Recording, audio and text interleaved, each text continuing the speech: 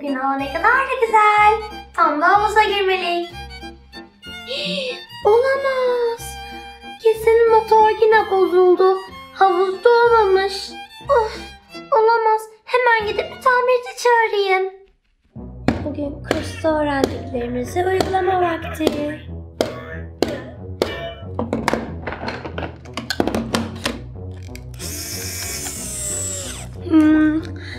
Acaba buraya hangi lastik gelecek? Onu deneyelim. Olmadı galiba. Hem çok büyük hem de rengi siyah değil. Onu deneyelim.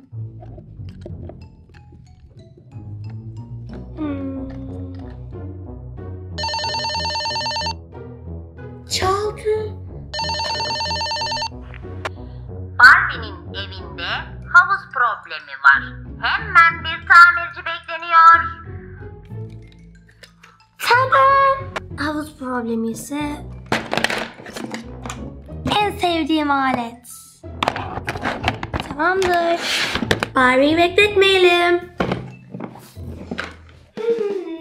Ay, tamirci ne zaman gelir acaba? Vay canına.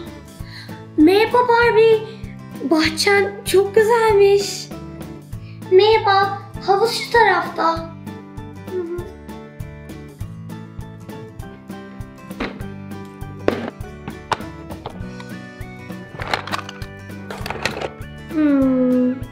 Gel bakalım.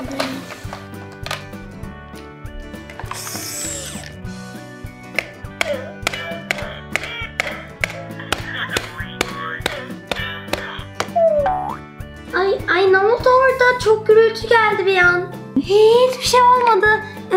Yani olur mu sizin havuzunuza? Maşallah turp gibi havuz.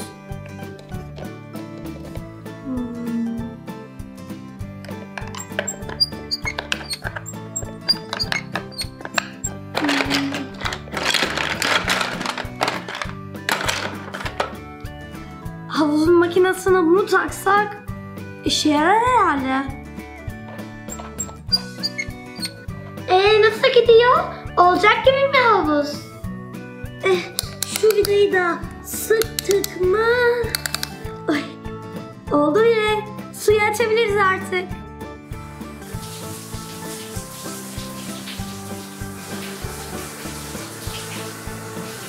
Bakın çok güzel oldu.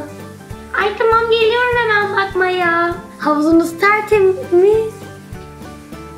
Oluyor.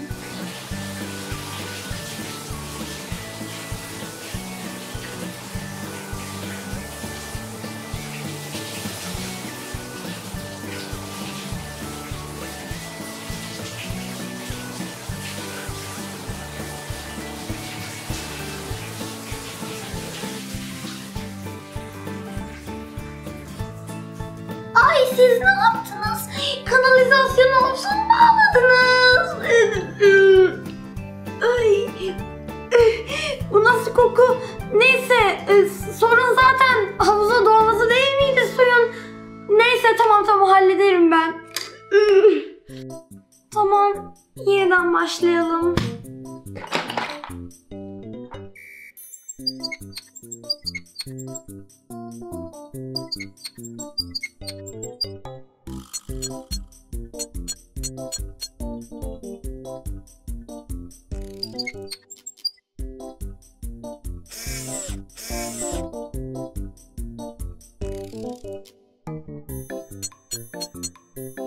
Evet, sanırım oldu.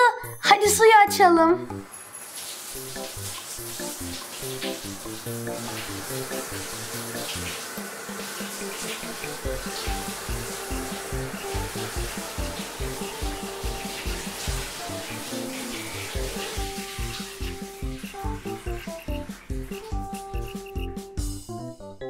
Artık su temiz gözüküyor. Koku da yok. Ama bu kabarcıklar ne? Ay ne oldu? Düzelttiniz mi onu? Bir bakın hanımefendi.